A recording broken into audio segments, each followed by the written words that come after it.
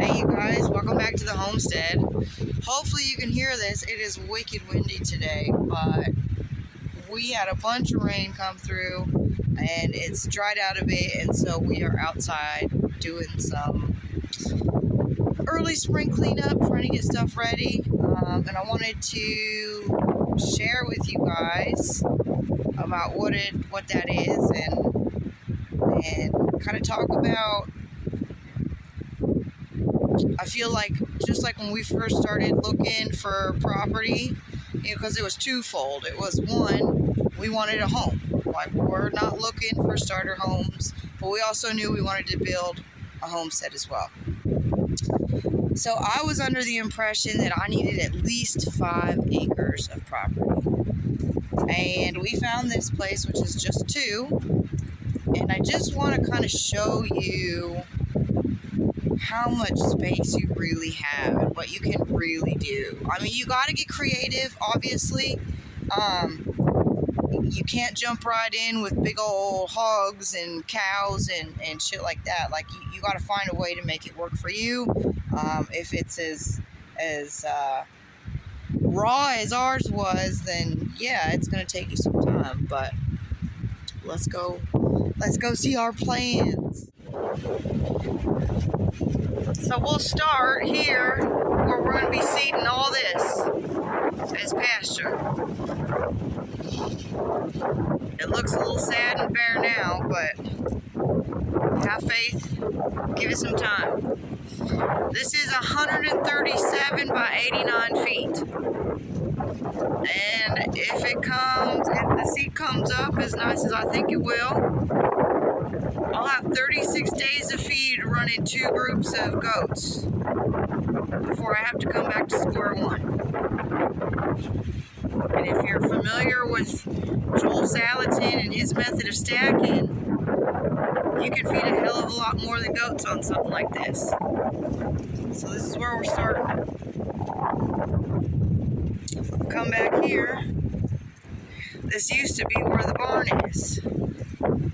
My next suggestion for anyone new getting into this, if you're not going to take the time to watch your property, whatever infrastructure you put up, make it temporary. If it's not mobile, make it easy to deconstruct and move it. Because this didn't work out. This is a low spot. When the thaw comes in, everything runs downhill and this gets soggy and wet and messy. We used the deep bed method, so that saved us a bit, but it was a mucky nightmare. I didn't like it. So this little space here is going to be where we move the feed barn to, because the feed barn started out as a regular barn. And then we learned we didn't want the animals that close to the house because we didn't have space to move them, and the flies were awful. So this space here is going to be where we put the quack house for all the ducks. And once the pasture gets established, they too will be running through it. These are our grow out hutches. They're in a little sad shape. They need some repair and work. So that's next on the to-do list. But this is where we're going to put our breeders right now. We have 5 does and 2 bucks. So I will have 3 2-hole setups and a single hole. And that'll all fit right here in front of the goats' winter space. All made out of the stuff that used to build the barn. Got the boys over here. You guys have seen this. The wind has just destroyed my tarp. Looking for some used rubber roofing so we can put a better waterproof top on these structures. So this is the end of where our breeding group of rabbits will be. And those are the grow out cages for the litters that they produce for us. Now, I've got room to expand and double our goat herd, our rabbits, and the duck flock if we want to turn this into a business like I want to. simply taking a look. This is my doom pile of future bedding for the goats. It's all going to get chipped up. We cleaned it up out the paddock. So we've got yard space and garden space over here. I don't want to take up any more of that. I want the kids to have play space. We all want to have a good time, barbecue, all that good stuff. If I keep this, let's see if we can see this. I can extend this goat space all the way over here. And we can easily add 3 more breeding does and have plenty of yard space for all of them in the wintertime. Plenty of space. It'll also give me space to expand Grizz and Blackjack space. And I don't have to take up any of our trail space. I'm not taking away any of the pasture that I'm trying to create. I mean, you can do a hell of a lot with a little poor boy mentality. Even if you got money to get that nice fencing and the nice barns, act like you don't. And like I said, that gives me plenty of space to have my garden. Even the kids want to eke out a bit of their own space. This nice space will double as an outdoor kitchen and lounge area. I cannot wait to get that started. This also means I've got plenty of space to build up a nice large compost setup. So that way, when we do expand, I've got a place to put all the waste and turn it into beautiful, beautiful soil for where my future herb garden shall be, as well as this space that we took over after we ran the goats and chickens in here.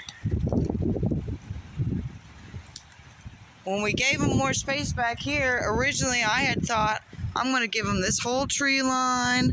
I'm going to fence all the way around. I was going to let them have the whole perimeter. Well, and then summer came and the flies got real bad. And I learned I do not want this many flies next to my house. Now, I could keep going with that plan to eventually give them reign of that perimeter. As long as they keep moving, we won't have a fly problem. But I'm not there yet. And I knew I didn't want them this close to the house. So we moved them to that side. And now I've got extra garden space.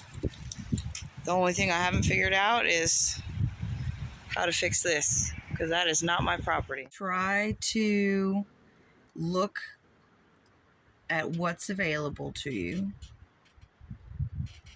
and know that you can do a lot with just a little bit of space.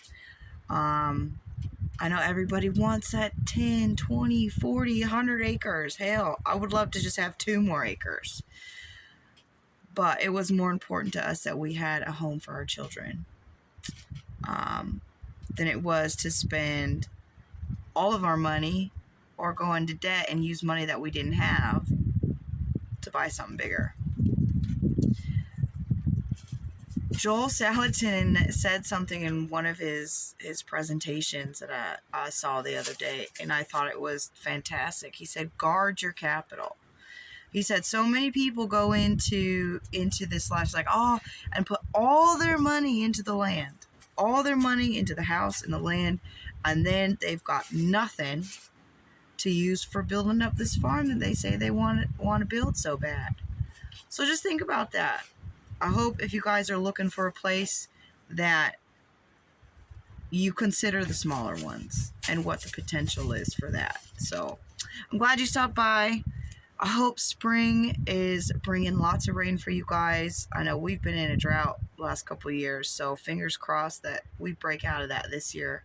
But I cannot wait to get everything going. We are this close. We are this close. I mean, we're this close to my original goals, and I'm already set new goals on expansion. So this might be why my husband thinks I'm a bit crazy. So until next time, you guys.